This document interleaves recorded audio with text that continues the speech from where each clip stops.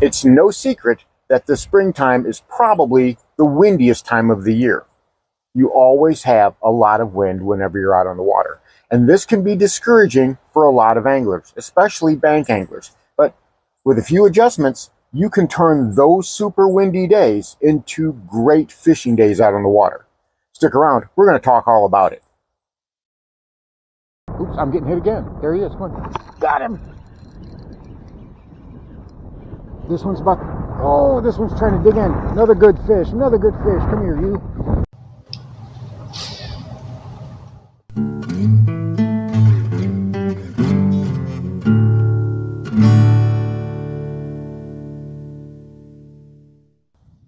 Welcome back to Lowbrow Fishing.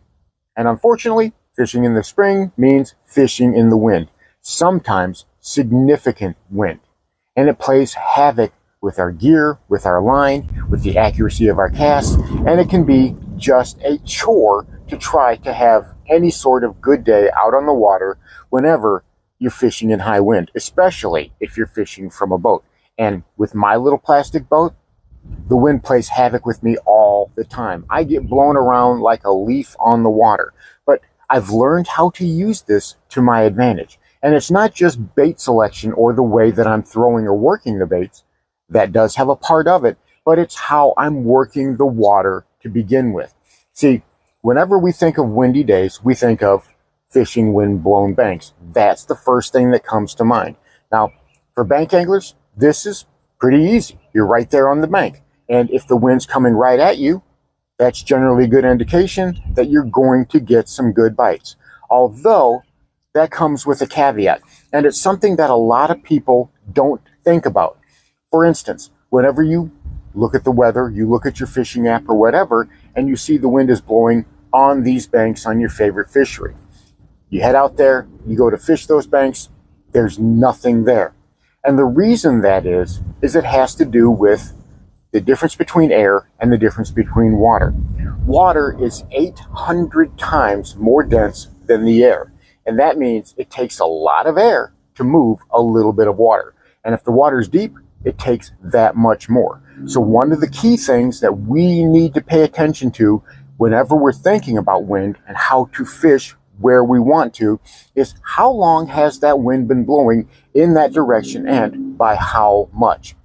If it's only been blowing, say, 5 to 10 miles an hour for a few hours in one particular direction, sure, you might get a little bit of a current. You might get a little bit of a flow one way or the other, but the top of the water is all that's really being moved.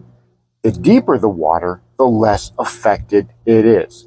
And the more you get shallow, obviously, that's less water that has to be moved by the wind. So you're going to get that stronger current, and that's where you want to focus on fishing those wind-blown banks.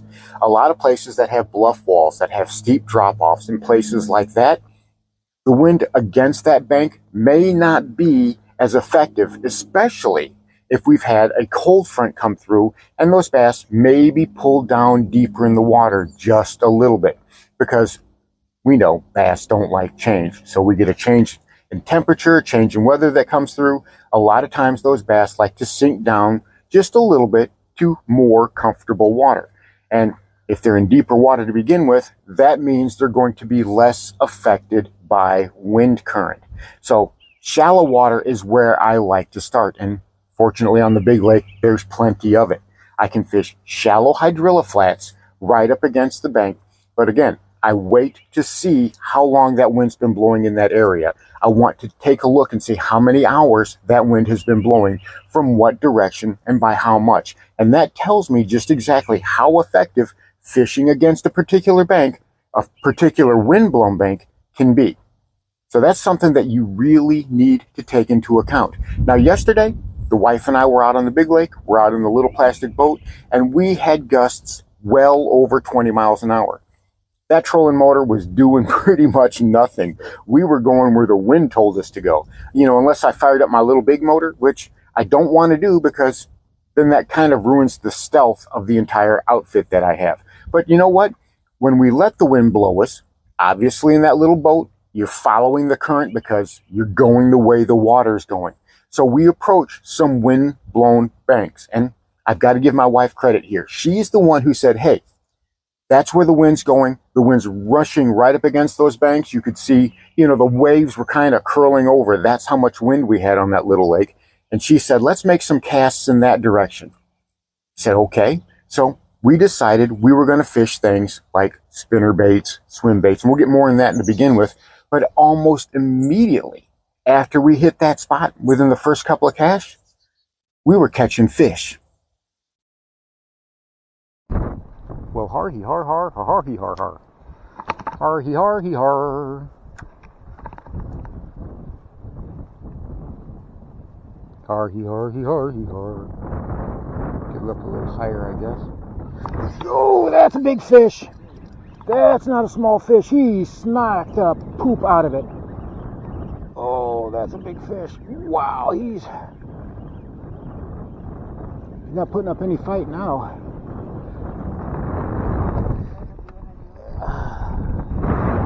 Yeah, but that's still a nice fish. Thank you. Yeah. But we know where they are. We know exactly where they are. That dude there's about 1.25 pounds. Got him on the beetle swim. Look how beautiful that is. Gorgeous, gorgeous fish. Thank you so much. Double tap. All right, let's go get some more. Because they're trying to sink my boat because they're mad. It's like, get that guy out of here.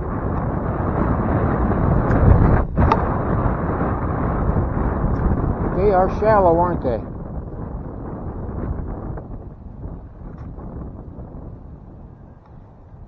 That guy was fun to catch. Had some oomph to it. Had some size to it. Oops, I'm getting hit again. There he is. Come on. Got him. This one's about, oh, this one's trying to dig in. Another good fish. Another good fish. Come here, you. Come here, you. This one's actually a little bigger. Come on. Back-to-back casts, honey. I got more. Boy, he's pretty rashed up. Look at that. Well, I think maybe a bird got him. I got a duck, so you can get your line over. Anyway, gorgeous fish. Another beautiful fish. Thank you, buddy. Oop, there he goes back down to the depths. Right off the bat, great little fish. And if you recognize the bait that I'm using in that video, it's this guy right here. Little beetle swim. Now, this is something I've been talking about a lot lately. This is a great windy day bait whenever those bass are feeling finicky, whenever they're feeling pressured, whenever they're not really committing. And even though I was getting good fish on this, I had to wait for them to eat it. They weren't coming up and inhaling it. They were pecking at it and pecking at it and pecking at it, and then they would take it. But when they did take it, they were getting it all the way down. So that's something you need to think about. You know, as far as bait selection, you actually have quite a few baits that you can use, especially some that you never even thought possible in such heavy wind. Now, obviously, one of the first things that people are going to talk about is something like a spinnerbait. And this is a great option. It's one of the first things I think of whenever I see a lot of wind. I'm going to take a spinnerbait. You know, obviously I've got the old Strike King painted blade here. This is probably my favorite spinnerbait because I catch toads on this thing. I've caught, I don't know how many 4, 5, 6 pound bass on this. I did a video about spinnerbaits catching much bigger fish. I'm going to link that in the description. If you haven't seen that video, give it a check. I'm pretty sure you're going to like it. But I adjust the spinnerbait depending on the situation, depending on the mood of the bass. I don't so much gauge it by the weather. I do a little bit, but not so much by weather and water clarity as much as what those bass are reacting to. And a lot of times, just a couple of casts will let you know if it's a good idea or a bad idea. Now, obviously, another great presentation is a bladed jig. This is a Berkley slobber knocker, and I've been fishing this one because we've had a lot of stained water.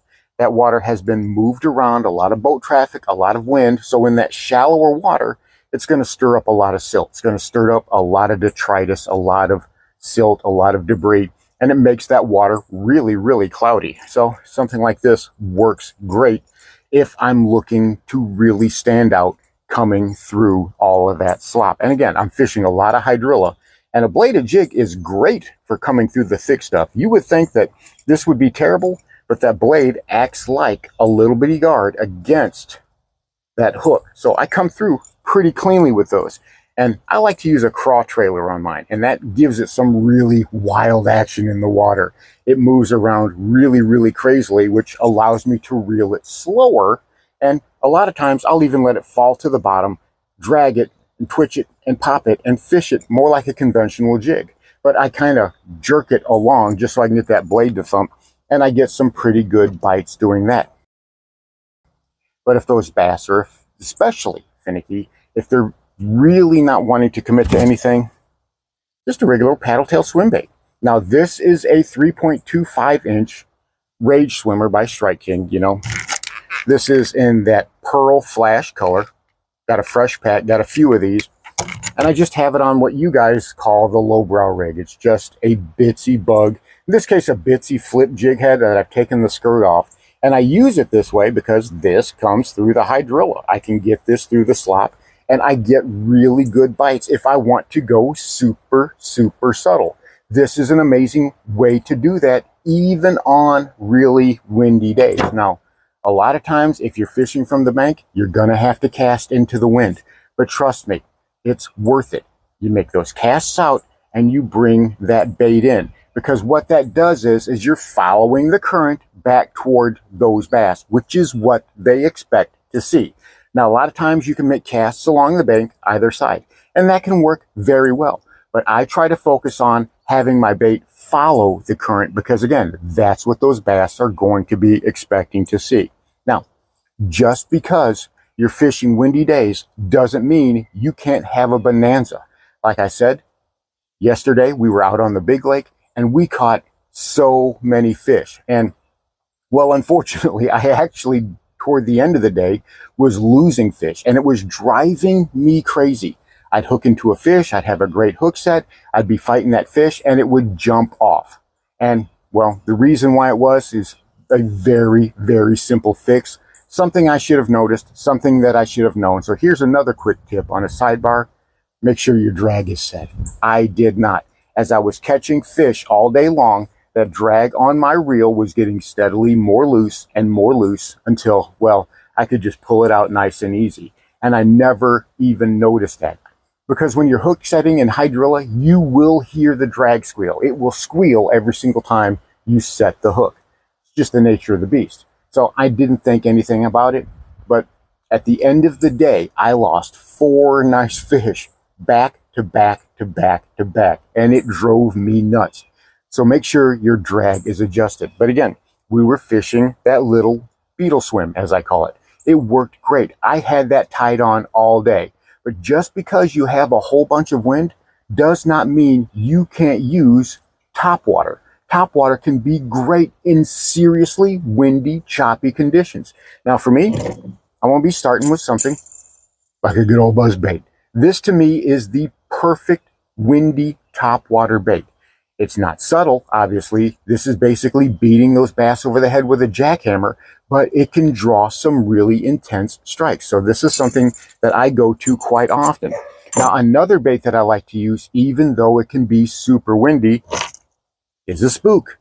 Just because it's super windy, just because you've got some good chop on the water, doesn't mean you can't work a spook. I worked a spook in days that I didn't think anything was going to work because it was so windy, and this has produced nicely for me because, especially in the shallow water, that churning and that cranking of the water just gets all those nutrients going, which gets the phytoplankton active, which gets the bluegill and the perch and the shad and the shiner. It gets those small prey species active, which is what they're feeding on, which in turn triggers the bass.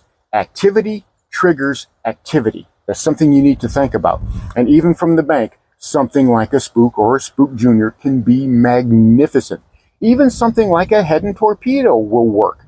Work it just a little bit faster, give it some hard pops, keep it moving, keep it spitting, and you'd be surprised just exactly how well it works. Another great topwater bait that works well for me, obviously, is a wake bait. This comes through the top of the water.